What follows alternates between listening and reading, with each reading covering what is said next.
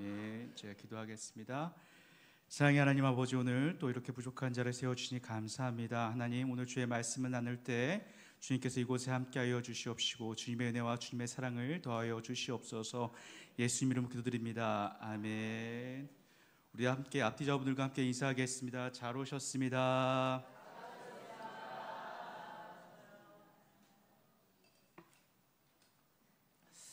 제가 보기와는 다르게 헬스를 한 10몇 년을 했습니다. 어릴 때부터 자꾸 운동하는 친구들이 옆에 있어갖고 제가 의도치 않게 계속 운동했는데, 여러분 보기 어떠세요? 제가 운동 한 10몇 년 하는 거 보이세요? 전혀 안 그럴 겁니다. 제가 10년 전쯤인가, 10년 전쯤인지 기억이 안 나는데, 이제 여자친구와 이별을 하고 상실감에 런닝머신을 10몇 킬로로 막 미친 듯이 뛸 때가 있었어요. 런닝머신으로 이별의 상실을 극복하려고 하니까 얼마나 미친 듯이 뛰었겠습니까? 그랬더니 그걸 보던 트레이너가 얼마나 기특했는지, 야, 내가 저놈 한번 길러보고 싶다 해갖고 트레이너가 저를 그렇게 꼬셔갖고 PT를 이렇게 받게 하는 거예요. 그 당시에 좀 PT가 비쌀 때여갖고 한번 받아보니까 제가 그때 알겠더라고요. 아, 내가 지금까지 운동을 잘못했구나. 어깨 운동은 어깨 운동답게, 가슴 운동은 가슴 운동답게 해야 되는데 10몇 년을 제 마음대로 운동했더라고요. 그래서 그때 한 가지를 제가 깨닫고, 그래서 이제 운동은 이렇게 하는 거지 이렇게 했다가 제 친구 중에 이렇게 팔뚝이 막 이만한 애가 있거든요. 그래서 걔가 같이 한번 운동을 해보자 그래갖고 제 새벽 6시부터 8시까지 같이 운동을 한 적이 있어요. 그러니까 그 친구가 하루에 24시간 운동 에너지를 새벽 2시간 동안 다 쓰는 거예요. 그러니까 제가 새벽 6시에 하루 우리가 시작하는데 운동을 다 하고 나니까 그 다음부터 너무 힘든 거예요. 근데 제가 그때 알겠어요. 운동은 이만큼 해야 근육이 생기는구나. 근데 신앙생활도 똑같습니다. 그러니까 내 마음대로 내 뜻대로 신앙생활하면 사실 다 될 것 같지만, 성경이 이야기하는 대로, 성경이 말씀하고 있는 대로 그 구원의 길을 가야 마치 근육이 그렇게 붙듯이 그 구원의 길을 걸어갈 수 있고, 또 하나님께서 원하시는 그 양이 있거든요. 말씀의 양, 기도의 양, 순종의 양, 헌신의 그 양을 채워갈 때 그 구원의 길에 도달할 수가 있는 거예요. 그러니까 우리가 사실은 그렇게 해야 신앙의 여정, 구원의 그 여정이라는 것을 갈 수가 있습니다. 그래서 우리가 지난번에 우리가 구원의 투구에 대한 이야기를 나눴는데, 오늘은 의의 호심경에 대한 이야기를 좀 하려고 합니다. 그러니까 우리가 삶의 머리가 사실 복잡하면 마음도 복잡해지기 마련이고요. 마음이 복잡하면 머리가 복잡해지기 마련입니다. 그래서 좋은 생각이 좋은 마음으로 이어지기도 하지만 반대로 나쁜 생각은 나쁜 마음으로 이어지기도 마련입니다. 또 반대로 좋은 마음이 있으면 좋은 생각으로 이어지기 마련이고, 반대로 나쁜 마음이 있으면 나쁜 생각으로 이어지게 되어 있습니다. 그래서 우리의 머리와 우리의 마음은 사실 매우 긴밀하게 연결되어 있습니다. 그래서 우리가 사실은 예수 그리스도가 우리의 머리 대신 구원의 투구를 써야 되고, 함께 우리의 의의 호심경인 그의 호심경을 우리의 마음 가운데 붙여야 됩니다. 그래서 우리가 구원의 투구를 쓰고 의의 호심경을 온전히 붙일 때 사실 우리가 그 구원의 길을 온전하게 걸어갈 수가 있습니다. 근데 한 가지 문제가 더 있습니다. 문제는 뭐냐면, 생각은 깨끗하거든요. 내가 예수 그리스도가 온전하게 머리로 온전히 향해 있는데 마음이 어려워지는 경우가 있습니다. 그러니까 아무리 머리가 순전할지라도 마음이 복잡하고 마음이 어려워지는 경우가 있다라는 것입니다. 말씀 한 가지를 볼게요. 갈라디아서 6장 7절입니다. 갈라디아서 6장 7절 같이 읽겠습니다. 스스로 속이지 말라. 하나님은 업신여김을 받지 아니하시나니 사람이 무엇으로 심든지 그대로 거두리라. 아멘. 그러니까 성경이 뭐라고 이야기하냐면, 사람은 무엇으로 심든지 거두게 되어 있다라고 말씀하셨습니다. 그러니까 하나님께서 우리를 무엇을 흙으로 지으셨잖아요. 그러니까 우리가 흙으로 지은 가장 큰 이유 중 하나는 뭐냐면, 인생이라는 것은, 사람이라는 것은 하나님께서 정해놓으신 그 법칙이라는 것은 사람은 심는 대로 거두게 되어 있는 것이 사람이고 인생이라는 것입니다. 그래서 우리가 때로는 좋은 것을 심어야 되고 영적인 것을 심어야 되고 말씀도 심어야 되는데 우리가 사실 인생을 살다 보면 그렇지가 않습니다. 그죠? 우리가 좋은 것만 심으면 너무나도 좋겠고 아름답고 이쁜 것만 심어서 우리가 아름다운 열매를 맺으면 너무나도 좋겠지만 인생이라는 것이, 사람의 관계라는 것이요, 그렇지가 않아요. 그러니까 우리가 인생을 살아가다 보면 나쁜 사람도 만나게 되고 아무리 설령 좋은 사람이라고 할지라도 그 좋은 사람과 좋은 사람이 만났음에도 불구하고 불협화음이 생기고 문제가 생기고 상처가 생깁니다.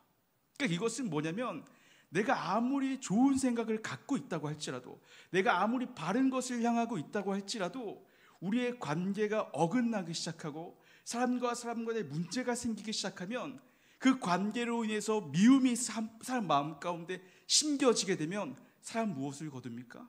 화를 거두게 되고 상처를 가게 되고 미움과 분노를 열매를 맺기 시작합니다. 그러니까 우리의 삶이라는 것은 누구나 할 것 없이 아무리 선한 사람이라고 할지라도 아무리 거룩하고 정결하고 온전한 사람이라고 할지라도 우리의 삶과 사람이 누군가를 만나느냐에 따라 어떤 사람을 만나느냐에 따라 우리의 인생이 달라지는 것이 인생이라는 것입니다. 그래서 우리는 반드시 우리의 삶에는 좋은 것을 심어야 되고 바른 것을 심어야 될 줄 믿습니다. 한 가지 말씀을 더 보겠습니다. 히브리서 12장 14절 15절 말씀입니다. 우리 다 같이 읽도록 하겠습니다. 모든 사람과 더불어 화평함과 거룩함을 따라 이것이 없이는 아무도 주를 보지 못하리라. 너희는 하나님의 은혜에 이르지 못하는 자가 없도록 하고 또 쓴뿌리가 나서 괴롭게 하여 많은 사람이 이로 말미암아 더럽게 되지 않게 하며. 아멘. 그러니까 우리가 이 14절 말씀에 보면 뭐라고 이야기하냐면 너희가 모든 사람과 더불어 화평함을 이루어야 된대요. 모든 사람과 더불어 거룩함을 이루어야 된다고 이야기합니다. 그러니까 우리가 죄라고 이야기하면 꼭 도둑질을 하고 나쁜 말을 하고 음란한 행동을 하고 거짓말을 해야 그것이 죄라고 생각하는데 성경은 우리에게 다른 어떤 죄가 한 가지가 더 뭐가 있냐면 사람과 사람과의 그 관계 가운데 화평함을 이루는 거룩함을 이루어야 된다고 이야기합니다. 그래서 그것이 이루지 못할 경우 모든 사람과 화평함을 이루지 못하고 거룩함을 이루지 못할 경우 15절 말씀이죠. 우리 같이 한 번 더 보도록 하겠습니다. 15절입니다. 뭐라고 이야기하냐면 15절 말씀에 너희는 은혜, 하나님의 은혜에 이르지 못하는 자가 될 수도 있다는 것입니다.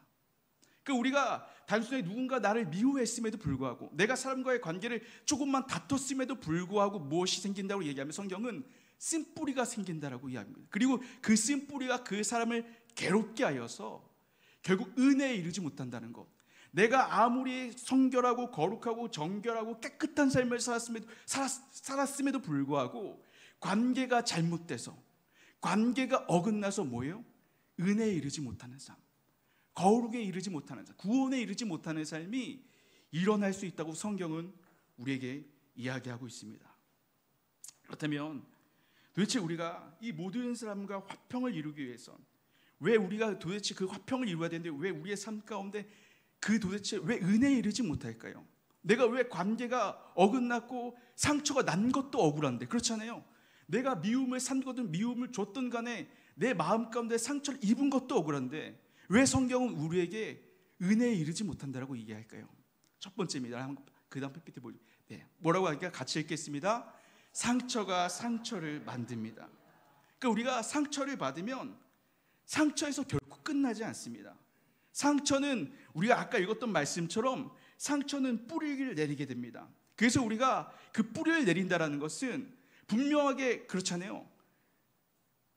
상처 관계라는 것은 한 사람과의 관계가 잘못됐음에도 불구하고 그 관계로 인하여서 모든 사람의 관계가 어긋날 수가 있습니다. 그러니까 내가 저 여자친구가 저 남자친구가 잘못돼서 헤어졌는데 그 다음에 또 뭐예요? 저 남자 만날 때도 혹시 저 남자 같지 않을까? 그죠? 저 여자 만났는데 혹시 저 여자 같지 않을까? 그런 생각을 하게 된다는 것이. 그러니까 관계라는 것은 상처라는 것은 일회성이 아니라 그 관계는 한번 어긋나기 시작하면 그 관계는 모든 사람들에게 영향을 주게 되어 있습니다.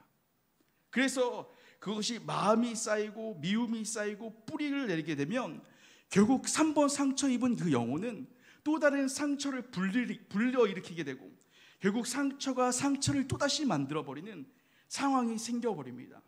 그래서 우리는 결국 그 상처를 사실은 우리의 삶 가운데 반드시 끊어내야 될 필요가 사실 있는 것입니다. 한 가지 더 볼까요? 이 두 번째입니다. 같이 읽도록 하겠습니다. 상처가 우리의 기도를 막습니다. 우리 함께 그 다음 말씀 한번 보도록 하겠습니다. 같이 읽도록 하겠습니다.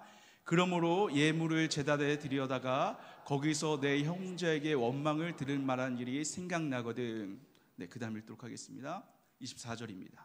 예물을 제단 앞에 두고 먼저 가서 형제와 화목하고 그에 와서 예물을 드리라. 아멘. 그러니까 마태복음 5장 23절과 24절에 뭐라고 이야기하냐면 너희가 예물 앞에 드리려거든. 너가 주님께 나아가기 전에 형제와 화목할 일이 있으면 반드시 화목해야 된다라고 이야기합니다. 그러니까 우리가 이것은 단순하게 죄뿐만이 아니라 사실 우리의 기도라는 것, 하나님께 나아가는 것 중 하나는 뭐냐면 우리의 기도라는 것은 분명히 우리의 심중에서 끌어올려야 되는 기도가 있고 사실 부르짖어야 되는 기도가 있습니다. 근데 내 마음 가운데 염려가 쌓이기 시작하고 근심이 쌓이기 시작하고 미움으로 쌓이기 시작하는 순간부터 우리의 기도가 막히기 시작하거든요. 그러니까 내가 하나님 앞에 우리가 물론 잠깐은 기도할 수가 있어요. 근데 우리가 하나님 앞에 장기간 오랫동안 기도하기 위해서는 결국 우리의 마음이 따라가 줘야 되거든요. 내가 주님 앞에 간절한 마음, 주님 앞에 뜨거워지는 마음, 주님을 확실하게 구하는 마음들이 깊어지고 그것이 진실되고 간절해져야 주님 앞에 기도하고 기도를 붙들게 되는데 내 마음 가운데 미움이 쌓이기 시작하고 내 마음 가운데 분노가 쌓이기 시작하고 내 마음 가운데 염려가 쌓이기 시작하고 그 관계가 얽히기 시작하다 보면 결국 무엇이 막히기 시작하면 기도가 막히기 시작합니다. 그래서 결국 그 기도가 막히기 시작하고 관계가 얽히기 시작하면 결국 기도가 끊어지게 되고 결국 그 기도가 끊어진 교회는 성령을 소멸하는 사건들이 사실 벌어지게 됩니다. 그러니까 하나님께서 우리에게 단순하게 야 너희가 그 죄가 미워서 마태복음 23장 24절 말씀에 화해하라고 이야기하는 것이 아니라 결국 우리가 온전한 관계, 화평한 관계를 이루는 것은 우리 안에 기도를 회복하는 길이고 성령 충만함을 구하는 길이기 때문인 것입니다. 그래서 우리가 교회 안에서 개인 신앙 안에서 반드시 우리가 상처가 없는 온전한 관계를 이루어가는 우리 신앙이 되어야 될 줄 믿습니다. 세 번째입니다. 우리 같이 또 보도록 하겠습니다. 같이 읽겠습니다. 상처가 주인이 되어 버립니다. 그러니까 우리가 상처받은 우리의 영혼의 가장 큰 특징은 뭐냐면 상처가 주인이 되어 버리는 일들이 벌어집니다. 그러니까 우리가 사실 너무나 잘 아는 동성애 차별법이 있잖아요. 그 동성애 차별법 특징은 뭡니까?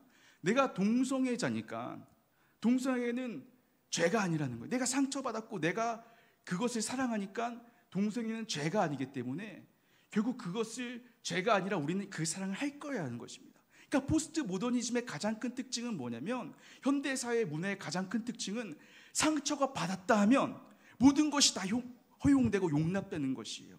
그래서 상처 역시 마찬가지입니다. 내가 상처 받았다고 이야기하게 되는 순간부터 무엇이 돼요? 모든 죄가 용납이 돼버립니다. 그래서 상처가 되는 순간부터 우리는 무엇을 하기 시작하게 되면 분을 내도 되고 화를 내도 되고 미워하게 되고 때로 누구가 다투어도 되는 그런 문제가 생겨져 버리는 것입니다. 그러니까 그것이 상처가 장기화되고 악화된 관계가 오래되는 순간부터 우리의 신앙은 사실 뭐가 되게 되냐면 우리는 입으로는 하나님을 주인이라고 모시게 되는데 막상 그 사람의 신앙의 모든 이유는 뭐가 되는 것입니까? 상처가 주인이 되어버린 것입니다. 그래서 우리의 삶 가운데 예수 그리스도를 내 삶의 주인으로 모시기 위해서는 가장 중요한 과정 중 하나는 뭐냐면 내 안에 있는 그 상처를 극복하고 미움과 분노와 죄와 화를 씻어버리고 예수 그리스도가 내 삶의 온전한 주인이 되어야 될 줄 믿습니다. 그래서 우리 안에 상처가 우리의 사람과의 관계가 무너지기 시작하면 그래서 이 세 가지 이유만 보더라도 우리가 사실은 은혜에 도달할 수가 없는 것입니다. 그래서 그것을 우리가 사실 세밀하게 본다면 이 내가 상처가 많은 영혼은 구원에 도달할 가능성이 사실 매우 낫습니다. 그렇다면 우리가 이 상처를 극복하기 위해서 성경은 우리에게 뭐라고 이야기할까요? 다음 보도록 하시겠습니다. 의의 호심경을 붙여야 된다고 이야기합니다. 그래서 의의 호심경이란 무엇이냐? 우리가 의의 호심경을 보셨을 겁니다. 이 의의 호심경이란 것은 뭐냐면 한자어로 심장을 보호하는 거울이란 뜻입니다. 그래서 갑옷의 일부분으로서 심장과 가슴을 보호하는 이 방어구를 이야기하는데요. 그래서 우리가 이 사진에 보다시피 주로 금속으로 만들어져서 전쟁이 일어났을 때 적의 공격으로부터 이 병사의 생명에 직결되는 그 심장을 지키는 역할을 하는 것이 이 의의 호심경입니다. 그래서 에베소서는 우리에게 이 의의 호심경을 입어야 된다라고 이야기하는 것이요. 결국 의의 호심경이라는 것은 우리의 마음을 지키는 것이죠. 그래서 더 나아가서 무엇입니까? 우리의 신앙의 관계를 지켜낼 수 있는 것이 이 의의 호심경인 것입니다. 그래서 우리가 예수 그리스도의 머리를 반드시 우리의 삶 가운데 써야 되지만 동시에 우리가 의의 호심경을 입어서 우리의 신앙에 벌어지는 그 수많은 관계 속에서 내 마음이 상처 입지 않고 내 마음이 아파하지 않고 상처받지 않고 내 마음을 단단하게 지켜서 거룩한 마음으로 거룩한 관계로 이 에베소서는 우리가 신앙생활을 할 때 우리 삶 속에서 있는 그 영적 전쟁을 반드시 이길 수 있다라고 이야기하는 것입니다. 그래서 우리의 이 의의 호심경이란 결국 하나님의 의, 하나님의 그 거룩함을 이라는 것은 무엇이냐면 우리 말씀 보도록 하겠습니다. 마태복음 18장입니다. 마태복음 18장, 우리 마태복음 12장 14절 같이 읽겠습니다. 모든 사람과 더불어 화평함과 거룩함을 따르라. 이것이 없이는 아무도 주를 보지 못하리라. 그래서 우리가 의의 호심경을 입을 때는 주님의 그 거룩한 관계를 우리가 입어가는데 그 거룩한 관계를 이루어가기 위해서는 마태복음 18장입니다. 우리 같이 보도록 하겠습니다. 마태복음 18장 33절 35절 말씀. 네, 제가 읽도록 하겠습니다. 내가 너를 불쌍히 여김과 같이 너도 내 동료를 불쌍히 여김이 마땅하지 아니하냐. 너희가 각각 마음으로부터 형제를 용서하지 아니하면 나의 하늘 아버지께서도 너희에게 이와 같이 하시리라. 아멘. 그러니까 우리가 우리의 그리스도인의 신앙의 모든 관계는 결국 용서를 이루어가는 것입니다. 그래서 그 용서를 입기 위해서는 결국 우리의 신앙의 삶에 반드시 주님의 사랑을 입어야 되고 주님의 용서함을 입어야 되는 것입니다. 그래 우리가 아까도 우리가 함께 찬양 고백했지만 여호와께 돌아간다는 것은 무엇입니까? 여호와의 사랑으로 돌아가는 것이고 주님이 우리의 죄를 용서해 주신 그 구속함의 은혜를 돌아가는 것입니다. 그래서 우리가 용서를 해야 되고 그 용서를 하기 위해서 늘 주님의 사랑과 주님의 그 용서하심을 늘 잊고 살아야 되는데 문제는 뭐냐면 이 용서가 어려워요. 그래서 100이면 100 다 물어보면 신앙생활의 가장 어려운 것 중 하나는 뭐냐면 용서라고 이야기합니다. 용서가 너무 어렵다라는 것이에요. 그러니까 우리가 머릿속으로는 삶으로는 우리가 성경 말씀으로는 주님이 나를 위해서 용서해 주시라고 이야기하지만 결국 그 용서가 사실 잘 되지 않습니다. 그럼 우리가 이 용서를 어떻게 해서 주님의 사랑을 힘입고 우리가 주님의 은혜를 입을 수 있을까요? 우리 함께 갈라디아서 6장 14절 17절 같이 읽도록 하겠습니다. 갈라디아서 6장 17절부터 읽을까요? 같이 읽겠습니다. 이후로는 누구든지 나를 괴롭게 하지 말라. 내가 내 몸에 예수의 흔적을 지니고 있노라. 아멘. 그러니까 갈라디아서 6장 17절에 뭐라고 이야기하냐면 우리가 무엇을 입었다라고 이야기합니까? 예수의 흔적이래요. 바울이 예수 그리스도의 흔적을 입었다라는 것이. 우리가 바울의 삶을 생각해 보면 바울이 너무 많은 핍박을 입었고 너무 많은 고난을 입었고 너무나도 많은 삶 속에서 여러 가지 고난과 피해를 입었는데 바울은 그거를 상처라고 이야기하지 않고 흔적이라고 이야기합니다. 우리의 신앙도 사실 마찬가지입니다. 우리가 신앙생활을 하면 사실 우리가 다툴 수밖에 없고 문제를 일으킬 수밖에 없고 때론 누군가를 싸우고 미워할 수밖에 없는데 우리의 모든 신앙들은 사실 다 예수 그리스도의 흔적이 되어야 됩니다. 내가 주님의 거룩한 길을 따르기 위해서 내가 주님의 십자가를 지기 위해서 때론 내가 구원의 삶을 이루어가기 위해서 주님께서 내 삶 가운데 파도를 주셨고 고난을 주셨고 장애를 주셨기 때문에 이 모든 것이 지나간 뒤에는 다 예수 그리스도의 흔적이 되어야 되는 것입니다. 그래서 내가 주님의 은혜를 이렇게 입었구나.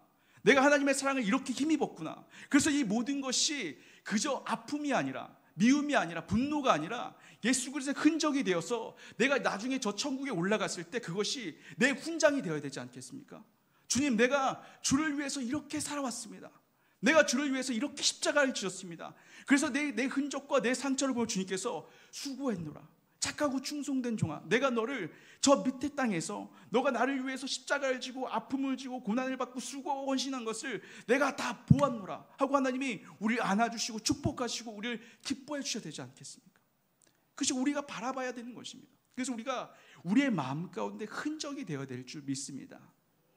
그래서 그 흔적이 되기 위해서는 우리 함께 읽도록 하겠습니다. 우리 14절을 같이 읽겠습니다. 그러나 내게는 우리 주 예수 그리스도의 십자가 외에 결코 자랑할 것이 없으니 그리스도로 말미암아 세상이 나를 대하여 십자가에 못 박히고 내가 또한 세상을 대하여 그러하니라. 그 다음 말씀 보도록 하겠습니다. 같이 읽겠습니다. 할래나 무할래나 아무것도 아니로되 오직 새로 지으심을 받은 것만이 중요하니라. 아멘. 뭐라고 얘기하냐면 결국 갈라디아서 14장에서 우리에게 이야기하는 것은 우리의 신앙이라는 것은 십자가에 못 박는다는 것이죠. 내가 나를 십자가에 못 박아야 됩니다. 우리의 신앙이 반드시 십자가에 못 박는 시간이 되었을 때 결국 우리가 무엇을 향해 나아갑니까? 15절에 새로 지으심 받은 사람이 되어지는 것입니다. 그래서 우리의 상처라는 것이, 우리의 미움이라는 것이, 우리의 관계에 얽히는 그 문제 속에서 하나님 앞에 우리의 성화에 데려가는 그 과정 속에서는 반드시 우리의 삶 가운데 정확한 그 죄를 십자가에서 같이 못 박아야 되는 줄 믿습니다. 그래서 온전한 우리 십자가를 못 박아야 되는데 우리가 지난 어떤 구원의 투구를 얘기할 때도 제가 여러분들에게 나눴습니다만 의의 호심령에 대한 저의 신앙은 저의 성화의 과정이기도 합니다. 저는 제가 태어났을 때 저희 아버지라는 분은요 알코올 중독자이셨던 분이셨어요. 그래서 그런 문제 속에서 우리 어머니는요 주님을 선택했습니다. 가정을 무너뜨릴 수도 있었고 떠날 수도 있었지만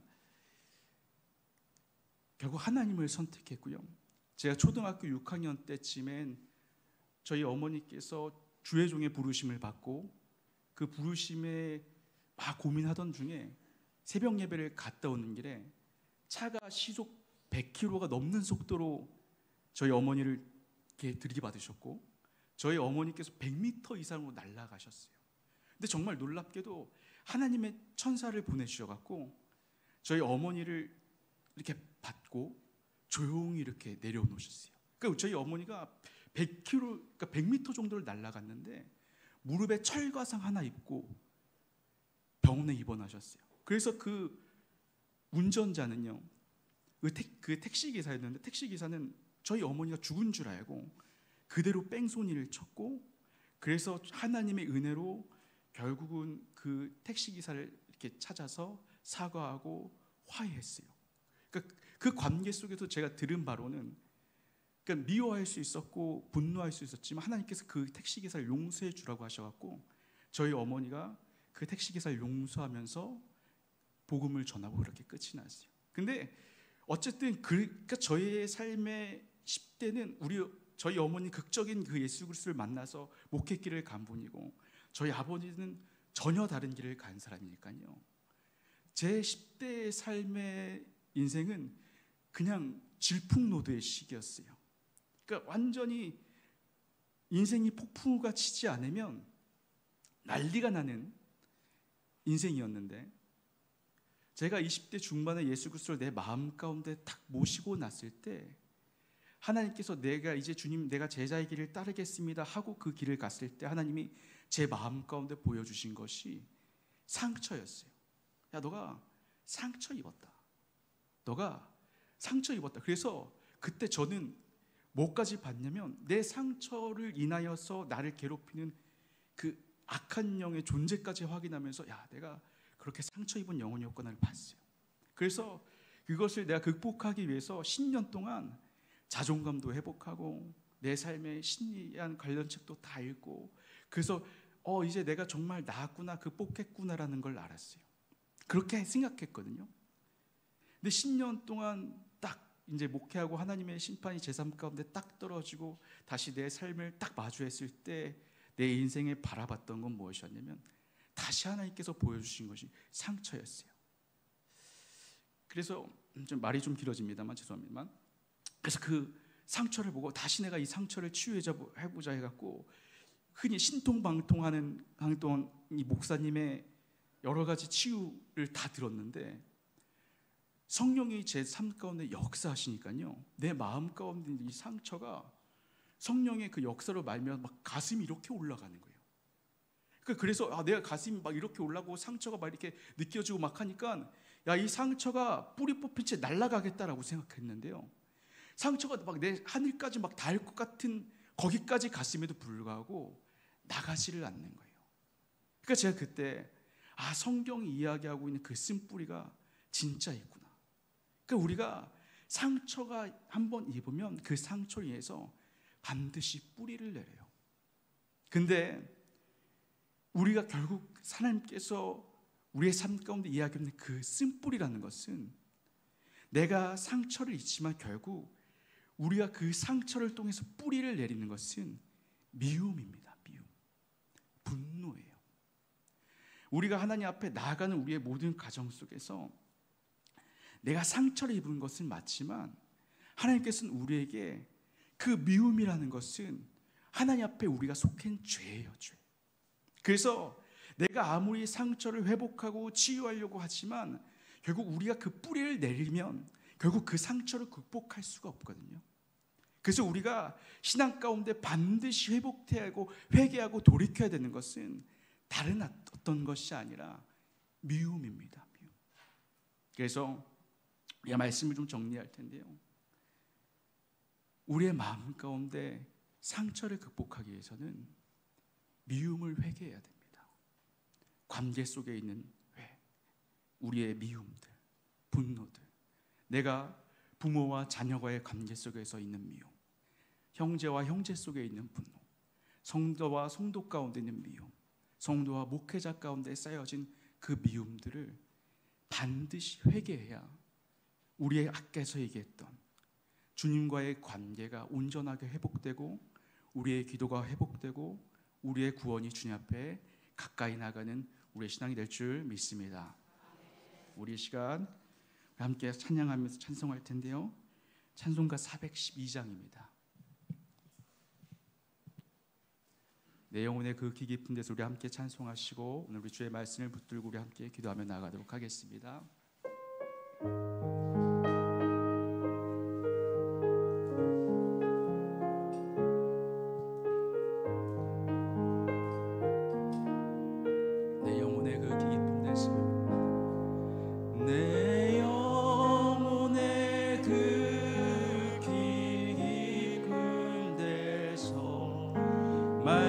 가락이 울려나네.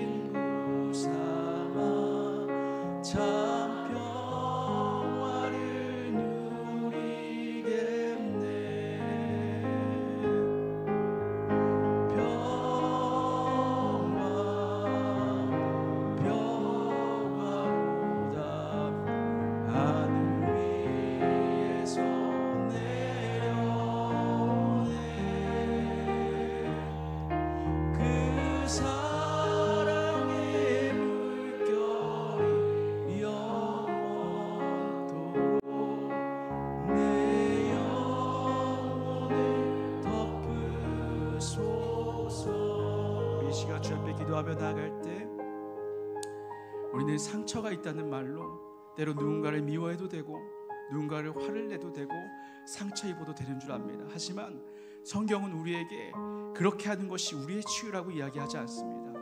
성경은 우리에게 너희들의 상처는 주를 위해서 걸어가는 흔적으로 남겠지만 미움은 우리에게 남는다라고 이야기합니다. 성경은 하나님은 우리에게 요구하시는 것은 결국 우리의 마음 가운데 있는 미움과 우리의 분노와 우리의 시기와 우리의 질투와 분쟁과 다툼을 회개하길 원하십니다. 우리 시간 주님 앞에 기도할 때 하나님, 내가 누군가를 미워했다면 용서하여 주십시오. 그것이 부모라면, 때론 내 형제라면, 내 자매라면, 또 내 가족이라면, 내 이웃이라면, 또 우리와 성도 간에, 또 우리와 목회자와 성도 간에 우리의 모든 다툼과 미움이 있다면 하나님 우리의 죄를 용서하여 주시고 아버지 우리의 삶 가운데, 우리의 신앙 가운데, 우리의 교회 가운데 주님이 주신 그 평화로 말미암아서 우리가 주님의 은혜 가운데, 주님의 구원 가운데 가까이 갈 수 있는 우리의 신앙이 되게 해달라고 우리 주여 한번 간절히 기도하며 나가겠습니다. 주여 하나님, 우리와 함께하여 주시고 주여 우리와 동행하여 주셔서 하나님 아버지 우리의 마음과 우리의 심령 가운데 주님 동행하여 주시옵소서. 하나님 아버지 우리의 마음과 우리의 심령을 어루만져 주시고 아버지 우리의 마음 가운데 상처가 있고 미움이 있고 아픔이 있다면 주여 어루만져 주시옵소서. 하나님 아버지 우리가 주님의 길을 가다 보니 아버지 우리가 예수의 길을 쫓아가다 보니 하나님 때로 우리가 서툴르고 우리가 어리석고 우리가 미련하여서 하나님 아버지 시은 죄인 줄 믿습니다. 하나님 아버지 우리 미련하고 어리석고 우리가 무지하여서 아버지 시은 죄인 용서하여 주시옵소서. 하나님 아버지 주님을 힘들게 했고 주님을 아프게 했다면 아버지 우리의 죄를 용서하여 주시옵소서. 하나님 아버지 우리가 그러진 않았어야 되는데 아버지 때는 다투고 아버지 시기하고 질투하지 말았어야 되는데 하나님 아버지 우리가 미워하고 분노하고 때는 우리가 하나님 앞에 용서하지 않는 그 잘못된 삶을 살았나이다. 아버지 주여 용서하여 주시옵시고 아버지 우리의 죄를 용서하여 주시옵소서. 하나님 아버지 우리의 모든 신앙 가운데 우리의 모든 삶 가운데 하나님 아버지 우리의 모든 교회 모습 가운데 주님의 주신 평화가 가득하기를 원합니다. 아버지 주님의 은혜가 가득하기를 원합니다. 주여 우리와 동행하여 주시고 주께서 역사하여 주셔서 아버지 우리가 더욱더 주님을 바라볼 수 있게 하여 주시옵시고 아버지 더욱더 우리가 주님을 사랑할 수 있게 하여 주시옵시고 우리가 더욱더 주님을 사랑하신 그 은혜로 말미암아 용서하며 기뻐하며 감사하는 우리의 삶이 될 수 있게 주여 도와주시옵소서. 아버지 하나님 아버지 주님의 긍휼하심과 아버지 주님의 은혜와 아버지 주님의 사랑이 곳에 가득하여서 아버지가 찢겨지고 아프고 괴로워하는 마음이 있다면 아버지 예수 그리스도의 치유의 손길을 우리에게 내밀어 주셔서 아버지 우리의 마음을 치유하여 주시고 아버지 우리 마음을 회복하여 하여 주시옵시고 우리가 더욱더 주님을 사랑하고 주님을 기뻐하며 아버지 주님께 나아갈 수 있는 우리의 신앙이 되게 도와주시옵시고 아버지 주께서 함께하여 주시옵소서. 아버지 우리의 미련함을 우리 어리석음을 용서하여 주시고 아버지가 더욱더 주님을 바라보며 아버지 주님께 나아가는 아버지 우리의 모든 신앙이 되게 주여 도와주시옵소서. 자 기도하겠습니다. 하나님 우리의 어리석음과 때로 우리의 미련함과 우리의 무지함을 용서하여 주시옵소서. 우리가 주님의 길을 쫓아가다 보니 때로 내 마음이 앞섰고 내 뜻이 앞섰고 내 생각이 앞서 아버지 주님 앞에 잘못된 죄를 지은 것들이 너무나도 많습니다. 아버지, 때론 우리 안에 부모와 자식 간에, 또 형제와 형제 간에, 자매와 자매 간에 지은 죄가 있다면 우리의 관계 속에서 얽힌 우리의 모든 미움과 분노를 용서하여 주시옵시고, 아버지, 우리가 주님이 주신 그 화평함과 주님이 주신 그 깨끗함과 정결함과 거룩한 관계 안에서 주님의 은혜 가운데 더욱 나아갈 수 있는 우리의 신앙이 되게 하여 주시옵시고, 아버지, 우리가 미움과 시기보단 주님이 주신 그 감사와 기쁨으로 구원의 소망을 이루어가는 우리 귀한 성도님 되게 하여 주시옵시고, 반석중화교회가 될 수 있게 주여 도와주시옵소서. 예수님의 이름으로 기도드립니다. 아멘.